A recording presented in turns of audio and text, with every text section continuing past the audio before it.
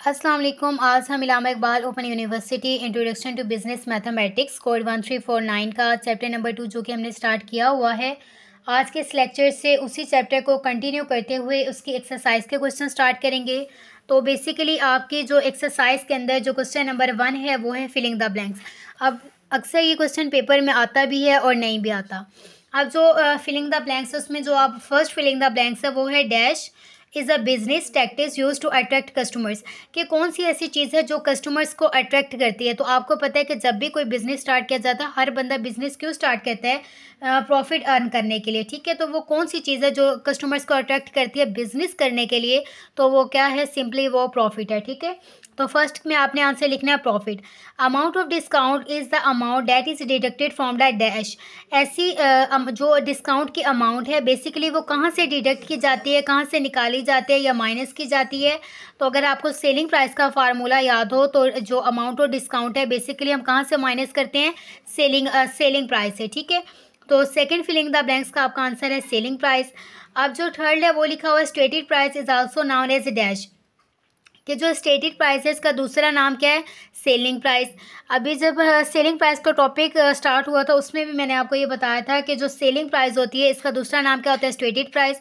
आप stated price कहें या सेलिंग प्राइस कहें इसका एक ही मतलब है। ठीक है, उसके बाद फोर्थ है आपका discount on dash is quantity discount. कि क्वांटिटी डिस्काउंट किसे कहा जाता है, क्वांटिटी डिस्काउंट ऐसा डिस्काउंट होता है जो हमेशा स्पेसिफिक अमाउंट के ऊपर मिलता है। ठीक है, तो इसका आपने आंसर लिखना है स्पेसिफिक अमाउंट। अब जो फिफ्थ आपकी है the amount of payment pay to the person on his good service is known as dash. ऐसी अमाउंट ऑफ पेमेंट यानी कि ऐसी पेमेंट जो किसी ऐसे बंदे को दी जाती है कि जब हम उससे सर्विसेज वगैरह लेते हैं। तो जब भी हम किसी को उसकी सर्विसेज के बदले में कोई पेमेंट देते हैं तो हम कहते हैं कमीशन। ठीक है, पेमेंट सर्विसेज के बदले में की जाने वाली जो पेमेंट होती है उसका नाम होता है कमीशन।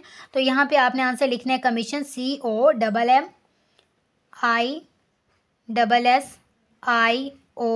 ठीक है, कमीशन। उसके बाद 6 है आपका dash is based on value of goods bought and sold. कि डैश एक ऐसी चीज़ है जो गुड्स को ख़रीदने की और सेल करने की जो वैल्यू है उसके ऊपर डिपेंड कर रहा होता है। तो ऐसी क्या चीज़ है, ये आपके इसमें दो आंसर आ सकते हैं। एक आपका मार्क डाउन भी आ सकता है और रेट ऑफ लॉस। आप यानी कि ये दोनों एक ही चीज़ है, आप चाहे रेट ऑफ लॉस लिख लें या आप चाहे मार्क डाउन लिख लें, एक ही बात है। ठीक है, तो मैं यहाँ पे लिख देती हूँ रेट ऑफ लॉस। अब जो 7 पॉइंट है आपका dash is known as percentage ratio of loss and cost. कि एक ऐसी चीज़ है जिसको हम percentage ratio of loss and cost कहते हैं। तो ऐसी कौन सी चीज़ है जिसको हम ऐसा कहते हैं, तो वो है हमारी सेलिंग प्राइस।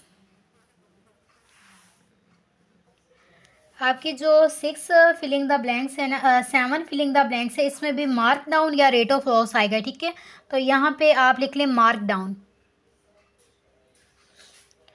उसके बाद 8 में आपका लिखा हुआ है calculation of profit and loss है depend on dash rather than on dash. अब इसमें दो फिलिंग द ब्लैंक्स है। ठीक है, फर्स्ट में आपका आ जाएगा सेलिंग प्राइस और सेकंड में आपका आ जाएगा कॉस्ट प्राइस। इस फिलिंग द ब्लैंक्स का मतलब ये है कि जो प्रॉफिट एंड लॉस की हम कैलकुलेशन कर रहे होते हैं कि जिससे हमें पता चलता है कि पूरे साल के दौरान या इस एक फ़िक्स पीरियड जो भी हमने फ़िक्स किया होता है उसके दौरान हमें प्रॉफिट हुआ है या लॉस हुआ है। ये कौन सी ऐसी दो वैल्यूज़ हैं जिसके ऊपर ये मतलब कैलकुलेशन डिपेंड कर रही होती है और जिससे हमें ये सब कुछ पता चल रहा होता है। तो ऐसी दो ही प्राइसेस हैं, एक प्राइस है सेलिंग प्राइस और दूसरी प्राइस कौन सी है, कॉस्ट प्राइस।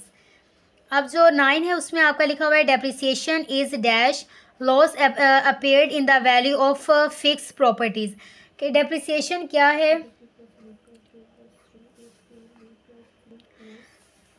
जब भी डेप्रिसिएशन होता है कि किसी चीज़ की कीमत कम होना, लेकिन हर चीज़ की कीमत के कम होने को वक्त के साथ साथ हम डेप्रिसिएशन का नाम नहीं देते, बल्कि हमारे ऐसे फिक्स एसेट्स होते हैं, प्रॉपर्टीज़ यहाँ पे लिखा हुआ है। ठीक है, फिक्स प्रॉपर्टीज़ कर लें या फिक्स एसेट्स होते हैं जिनकी कीमत वक्त के साथ साथ कम होती रहती है। ठीक है, फिक्स प्रॉपर्टीज़ से मतलब क्या होता है, जैसे कार, हाउस, अब ये इनकी कीमत आहिस्ता आहिस्ता क्या होती है, कम हो जाती है। नॉर्मल अगर आप अपनी डेली लाइफ में देखें तो आजकल के ज़माने में इनकी कीमत कम नहीं होती बल्कि क्या होती है, इंक्रीज़ होती है। लेकिन अगर अगर हम अकॉर्डिंग टू रूल देखें तो जो हमारे फिक्स एसेट्स होते हैं, जैसे मशीन्स होती हैं, कार होती है, इनकी कीमत वक्त के साथ साथ कम होती रहती है। तो इनकी जो फिक्स एसेट्स की कीमत में वक्त के साथ कमी आती है उसे हम डेप्रिसिएशन कहते हैं। तो ये एक लॉस होता है और ये डेप्रिसिएशन हर साल होती रहती है, ठीक है। एक fix time period normally depreciation साल के लिहाज से चार्ज की जाती है, ठीक है। तो ये जो डेप्रिसिएशन है ये एक लॉस है, लेकिन हमने यहाँ पे लॉस की नेचर बतानी है कि वो किस टाइप का लॉस है। वो एक दफ़ा होने वाला लॉस है, 2 दफ़ा होने वाला लॉस है, या मुसलसल होने वाला लॉस है, ठीक है। अब ये डेप्रिसिएशन कंटिन्यू लॉस है, क्योंकि जब तक वो फिक्स एसिड स्क्रैप वैल्यू तक नहीं ना पहुँच जाता उस टाइम तक हमेशा लॉस होता रहता है, यानी कि उसकी कीमत में कमी आती रहती है, ठीक है। तो यहाँ पर आपने लिखना है कंटिन्यू लॉस। अगर आप अपने फ़ोन की एग्जाम्पल ले लें तो ये जो आपका मोबाइल फ़ोन है ये भी आपका क्या फ़िक्स एसिड है, और वक्त के साथ साथ अगर आप नोट करें तो इसकी जो कीमत है ना वो कम होती रहती है। कभी भी अगर आप 1 लाख का फ़ोन ले लें तो आप उसे अगर 5 साल के बाद सेल करेंगे तो उसकी कीमत कम होगी। उसकी कीमत में कमी आने को हम डेप्रिसिएशन का नाम देंगे, ठीक है। और वो हर साल के लिहाज से उसकी कीमत और मज़ीद कम होती जाएगी, ठीक है। तो यहाँ पर आपने कंटिन्यूअल लॉस लिखना है, ठीक है, CONTINUAL, ठीक है।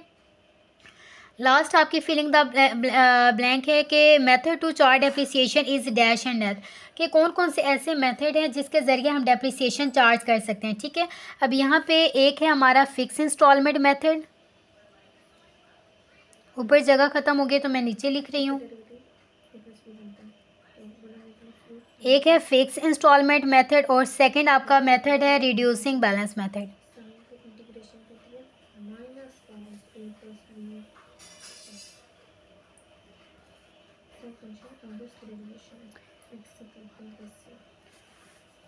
अब ये जो आपका फिक्स इंस्टॉलमेंट मेथड है ना, इसके 2-3 और भी नाम है। इसे ओरिजिनल कॉस्ट मेथड भी कहा जाता है, ठीक है, और फिक्स कॉस्ट भी कहा जाता है। फिक्स इंस्टॉलमेंट भी कहा जाता है, फिक्स कॉस्ट भी कहा जाता है, ओरिजिनल कॉस्ट मेथड भी इसे कहा जाता है।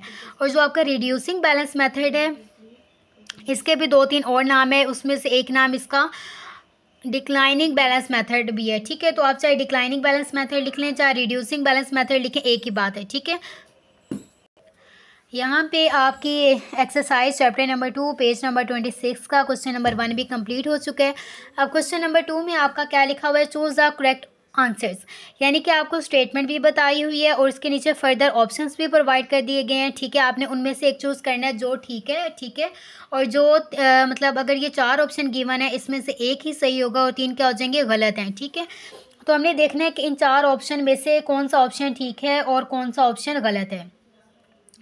सबसे पहला है discount is defined as a dash is in the price of an item, तो इसका फर्स्ट का है रिडक्शन। सेकंड है DR इज़ नाउन एज, जो हमारा ये एब्रीवेशन लिखी हुई है DR, इसका क्या मतलब है, डिस्काउंट रेट, ठीक है। ये आपने फार्मूला में भी DR यूज़ किया। DR का मतलब क्या होता है, डिस्काउंट रेट। उसके बाद थर्ड आपका लिखा हुआ है more than 1 discount give to the customer is known as dash discount. अब इसमें आपका कौन सा डिस्काउंट आ जाएगा, इसमें आपका आ जाएगा सक्सेसिव डिस्काउंट, ये D पे लिखा हुआ है। उसके बाद क्या लिखा हुआ है, buy 1 get 1 free is an example of, ये आपकी कौन सी एग्जाम्पल है, ये आपकी एग्जाम्पल है क्वांटिटी डिस्काउंट की, तो यहाँ पे क्वांटिटी डिस्काउंट को मार्क कर लें। फिफ्थ लिखा हुआ है dash is a person who gives his services for others, कि वो कौन सा ऐसा पर्सन होता है जो अपनी सर्विसेज देता है, वो होता है एजेंट। मैं अभी आपको मार्क करवा लूँ, उसके बाद मैं आपको ये समझा भी दूँगी। उसके बाद 6 पे है आपका the positive difference of selling an item is, यानी कि उसका पॉजिटिव डिफरेंस क्या कहलाता है, ऑब्वियसली वो प्रॉफिट कहलाता है। उसके बाद 7 में आपका लिखा हुआ है कि in relative term profit is known as, के रिलेटिव टर्म के अंदर प्रॉफिट को क्या कहा जाता है, मार्कअप कहा जाता है। तो आपने C को टिक कर लेना है।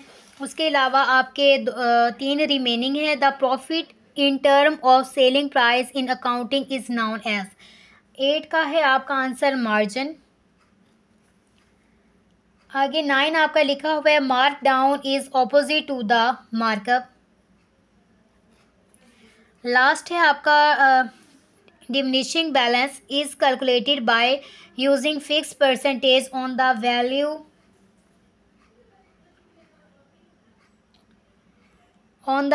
Of the asset every year, तो ये आ जाएगा डिक्रीजिंग, ठीक है। अब मैंने अभी आपको बताया था जब मैं आपको ये एग्जांपल्स करवा रही थी फिलिंग द ब्लैंक्स, उसमें मैंने आपको बताया था कि जो रिड्यूसिंग है और फिक्स इंस्टॉलमेंट है, इसके काफ़ी नाम है, ठीक है। तो रिड्यूसिंग बैलेंस मेथड का दूसरा नाम क्या है? डिक्लाइनिंग बैलेंस मेथड, और तीसरा नाम है इसका डिमिनिशिंग बैलेंस मेथड। अब ये बेसिकली एक ही मेथड के 3 डिफरेंट नेम्स हैं।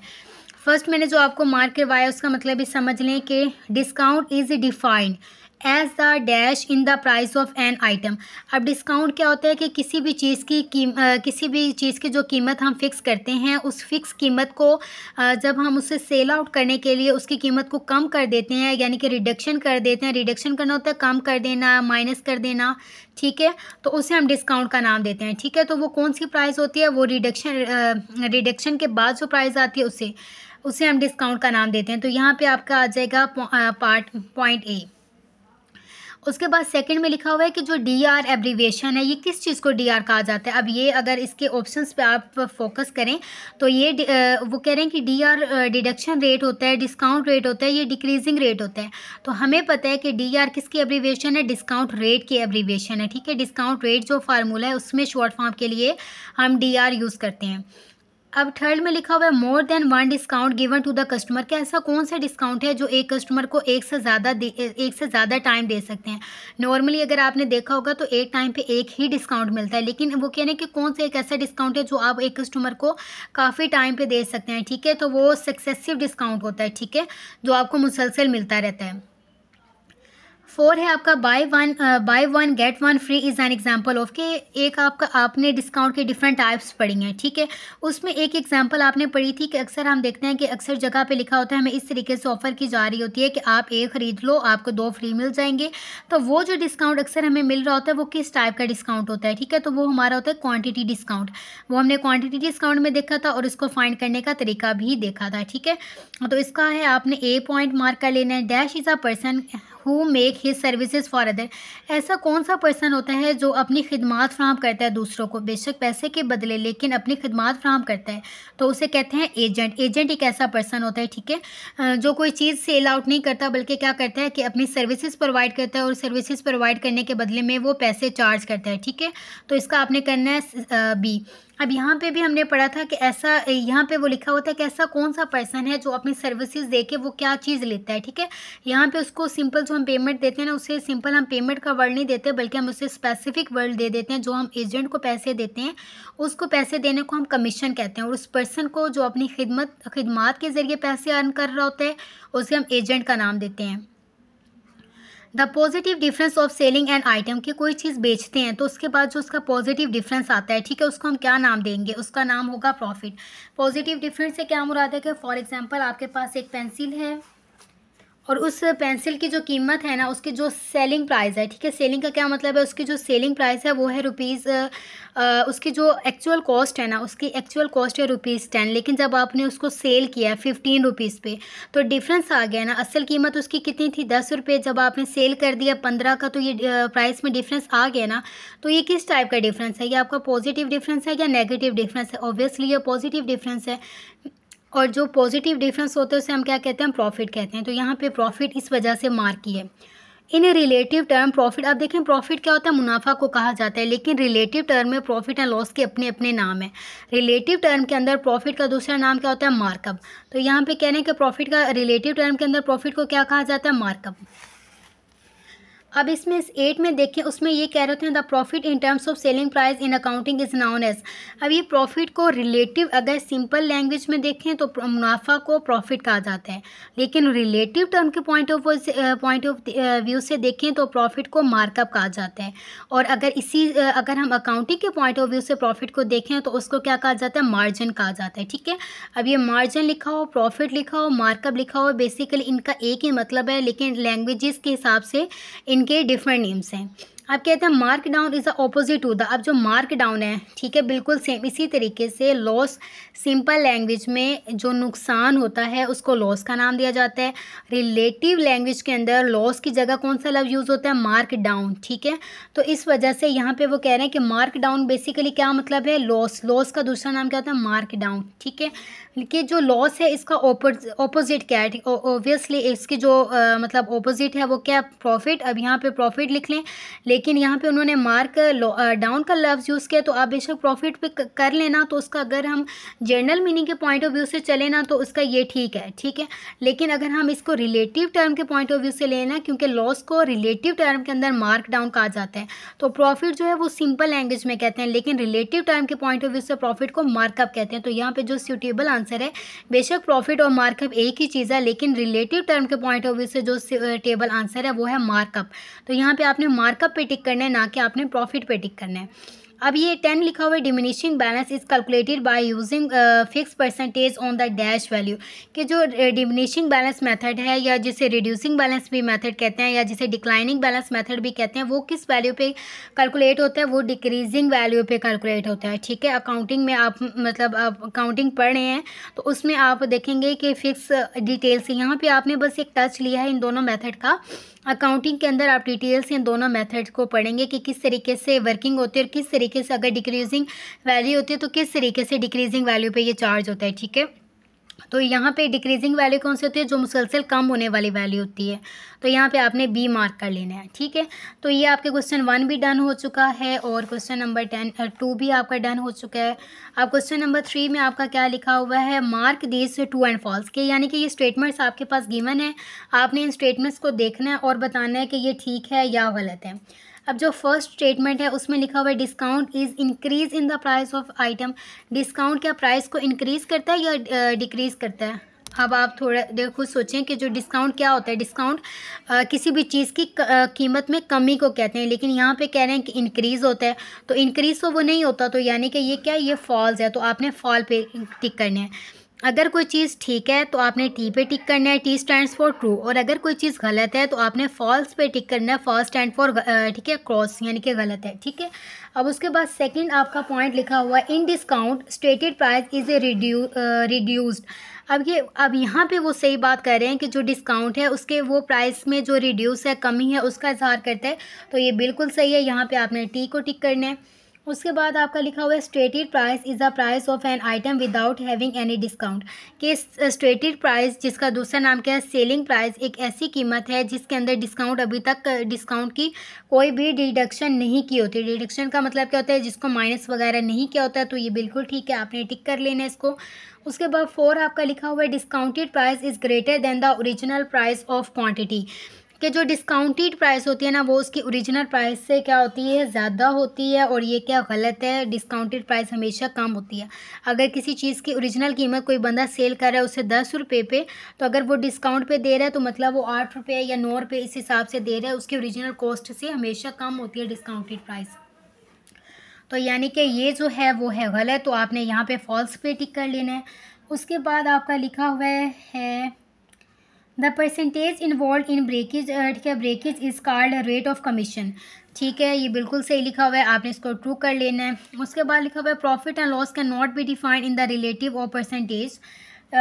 इसका आपने क्या करना है, 6 है प्रॉफिट एंड लॉस, इसका आपने फॉल्स पे टिक कर लेना है, ये बात गलत है। उसके बाद लिखा हुआ है there are 2 major methods to charge depreciation, इसका आपने टी पे टिक करना है। क्यों? क्योंकि बिल्कुल 2 ही मेथड्स हैं जिससे हम अपनी डेप्रिसिएशन को कैलकुलेट करते हैं, इसके अलावा कोई इतना मेथड नहीं है। ठीक है, एक कौन कौन से 2 मेथड्स हैं? एक है फिक्स इंस्टॉलमेंट मेथड और एक है रिड्यूसिंग बैलेंस मेथड। उसके बाद आपके पास है 8 profit equal to selling price minus cost price greater than 0, तो ये है आपका ट्रू, बिल्कुल सही है। आपने फार्मूला में देखें सेम फार्मूला है। ठीक है, उसके बाद लिखा हुआ है loss equal to selling price minus cost price greater than, ऊपर लिखा हुआ है ये है लोअर देन, यहाँ पे मैंने गलत पढ़ा, ये लोअर देन का साइन होता है और इन्होंने साइन सेम यहाँ पे किए हुए हैं। ठीक है, आप यहाँ पे अपने साइन को, ठीक है सही है। ठीक है, यहाँ पे लिखा हुआ है profit equal to selling price minus cost price greater than 0, तो ठीक है ट्रू है, क्योंकि ये प्रॉफिट के पॉइंट ऑफ व्यू से है ना। प्रॉफिट में क्या होता है कि सेलिंग प्राइस होती है वो ज़्यादा होती है लेकिन कॉस्ट प्राइस कम है। ठीक है, फॉर एग्जांपल हमारे पास कोई चीज़ है, हमने उससे 20 रुपये पे सेल की है, लेकिन असल कीमत उसकी कितनी थी 10 रुपये, तो हमें जो प्रॉफिट हुआ है वो 10 रुपये का है, और वो जो 10 रुपये का हमें प्रॉफिट हुआ है वो 0 से बड़ा है या छोटा है, 0 से बड़ा है। ठीक है, तो प्रॉफिट हमेशा 0 से बड़ा ही होता है, तो ये यहाँ पे ठीक है। अब लॉस कह रहे हैं कि लॉस है वो सेलिंग प्राइस उसमें जो होती है उससे कॉस्ट प्राइस को माइनस करें, तो जो आंसर आता है वो होता है 0 से बड़ा होता है। नहीं, ये गलत लिखा हुआ है, जो आंसर होता है वो डिक्रीज की तरफ जा रहा होता है। ठीक है, तो ये आपका यहाँ पे आपने क्रॉस मार्क कर लेना है। तो यहाँ पे आपका क्वेश्चन नंबर जो 3 है और 3 क्वेश्चन नंबर आपका किस चीज़ का था, उसमें था ट्रू एंड फॉल्स, तो ये भी आपका कंप्लीट हो गया। एग्जांपल्स भी आपकी कंप्लीट हो चुकी हैं। फर्स्ट फिलिंग द ब्लैंक्स का क्वेश्चन और एमसीक्यूज़ का क्वेश्चन और आपका ट्रू एंड फॉल्स ये कंप्लीट हो चुके हैं, ठीक है। तो अगर आपको वीडियो अच्छी लगी हो तो आप मुझे बताइएगा, फिर मैं आपके लिए नेक्स्ट वीडियो भी बना दूँगी, ठीक है। और यहाँ पे अब बस एक ही आपका टॉपिक रह गया न्यूमेरिकल क्वेश्चंस। अब ये जो न्यूमेरिकल आपके क्वेश्चंस हैं वो सेम इसी तरीके से हैं जिस तरीके से आपके एग्जांपल्स हैं।